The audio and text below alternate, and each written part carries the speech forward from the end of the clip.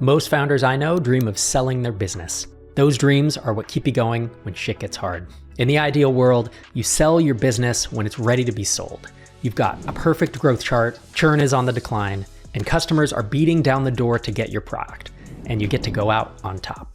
But the reality is that life has a way of throwing kinks in your plan, and you might find yourself thinking, I'm not sure I want to do this anymore, and that maybe you need to sell your company.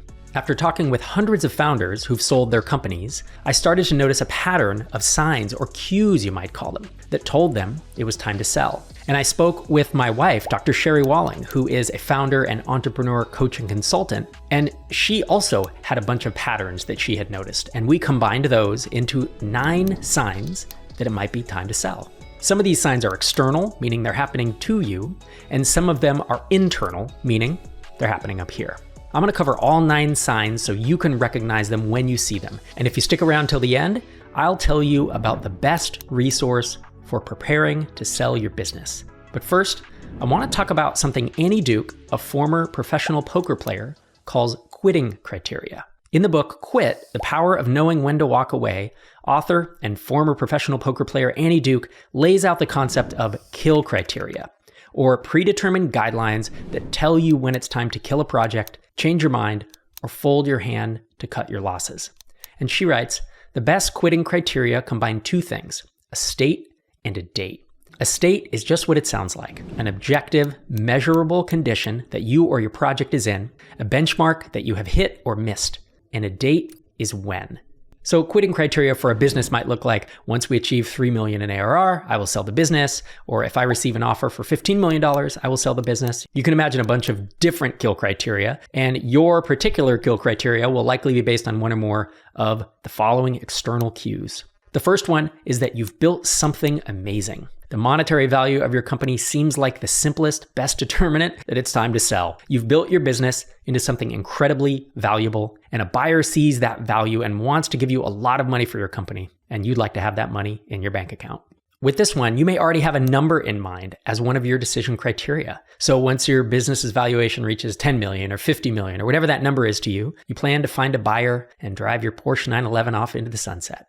A second external criteria is that the business needs more capital. Even if you don't want to sell your entire business, sometimes it makes sense to sell a portion of the company and or raise investment to invest in future growth of the business, or sell the business entirely. A company that has experienced significant growth in a short amount of time can benefit from the stabilizing factor of a private equity acquisition or the resources of a parent company to help accelerate or sustain that growth. Another criteria is that you're no longer the best person to run the business. Many founders start companies because they're makers, they're builders, or they're salespeople. But as the business grows, they find themselves managing an ever-growing team instead of doing the work they love. The skill set of a 0 to 1 founder is not the same as a CEO managing 100 employees. And you can obviously learn those skills, but it's unusual for someone to be naturally gifted in both roles. Sometimes the best option is to quit while you're ahead. The fourth factor is when the competitive landscape shifts. Things can sometimes shift around the business in a way that makes it difficult for the company to continue to thrive.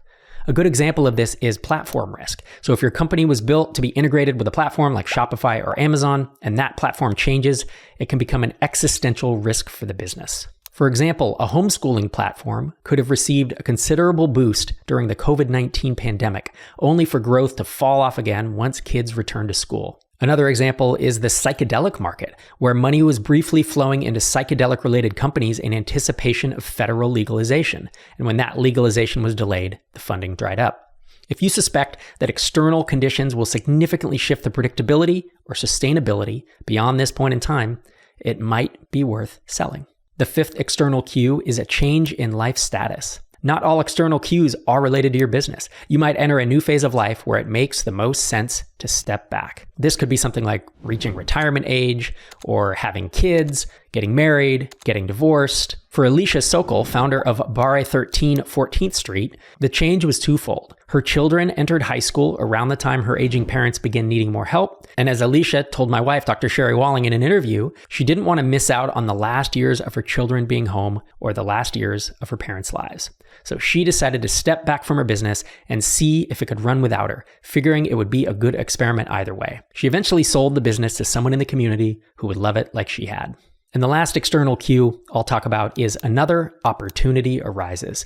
Sometimes a can't miss opportunity will come not for your business, but for you. It could be a chance to run for a political office, work with a dream team to solve a problem you're passionate about, or work in an industry that's much more interesting to you. I've seen entrepreneurs decide to exit because they're drawn to an exciting, a fulfilling, or a challenging opportunity. And if you pass on a unique opportunity, you might be saying no to a once-in-a-lifetime chance to level up and pursue something new.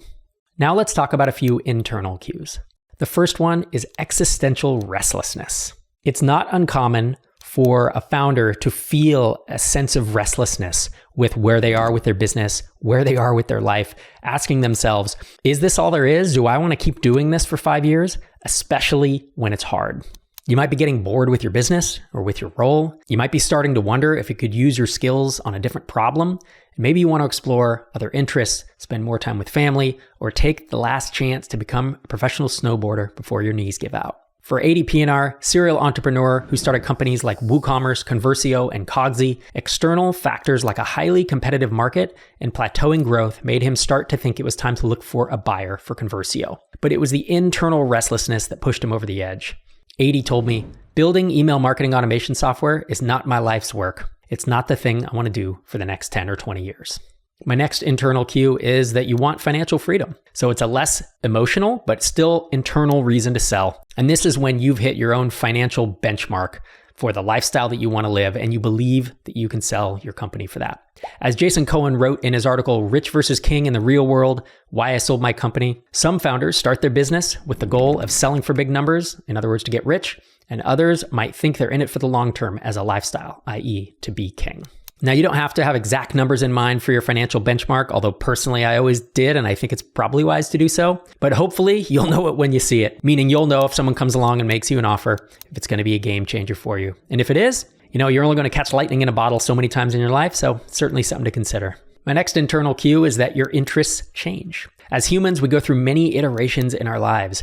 I've had a number of jobs, and I would say even a number of careers over the last 10 to 20 years. Some people really love the first couple years of running a business. They love the idea generation, launching and finding product market fit. They love setting the foundation in place and watching the seedlings grow. That's not a bad thing, but it is helpful to know that about yourself and set your companies up accordingly if you feel like you're going to be one where your interests change and you're going to want to exit. And the last cue is your energy levels change.